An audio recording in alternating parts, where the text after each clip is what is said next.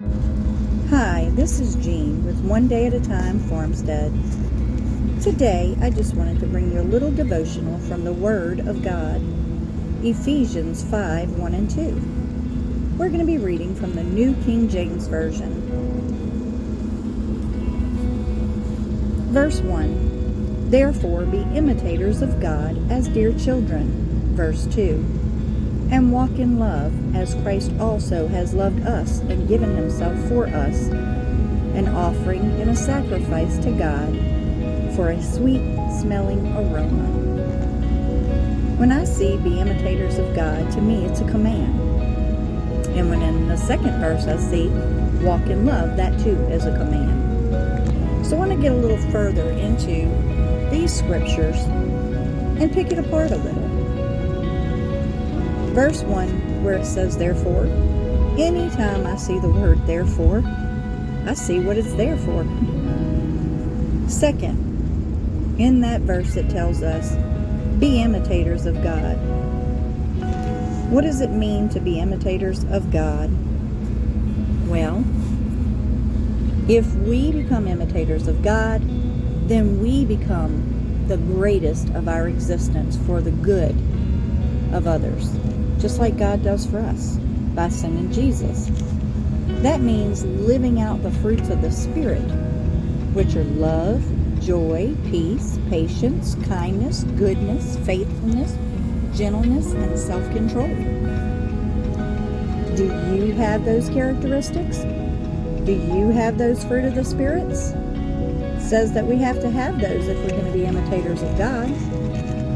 Now, what does dear mean? The next part of that verse, therefore be imitators of God as dear children. Dear means to be regarded with deep affection, to be cherished by someone. I know that I want to be regarded with deep affection by God and cherished by Him. So when we imitate God, we're doing what we were created to do. So when we're doing what we're created to do, how can we not be dear children of God? How can we not be regarded with deep affection by God and cherished by Him? Second verse, and walk in love as Christ has also loved us. It says to walk as Christ, to walk in love. So, to walk in love, what does that mean?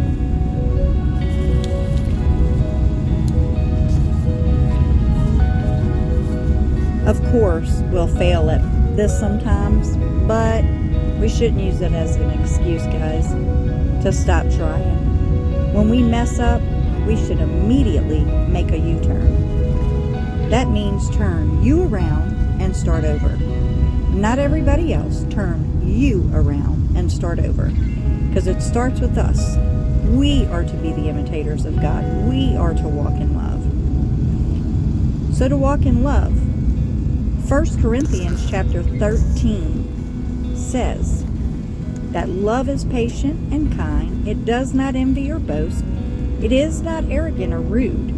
It does not insist on its own way. It is not irritable or resentful. It does not rejoice in wrongdoing, but rejoices in truth. Love bears all things, believes all things, hopes all things, endures all things. Love never fails. Jesus said, by this all people will know that you are His disciples, if you love one another. I would say that that would be imitating Him, wouldn't you? When we follow Jesus, He will show us what love looks like and take every excuse and give us reasons instead. Christ's death on the cross reconciled us to God. It was the most supreme act of love. Jesus knew that going to the cross meant suffering and death, but He loved us and was bound by that love to finish the task. Are you? What dominated Jesus' mind was the giving, not the living of His life.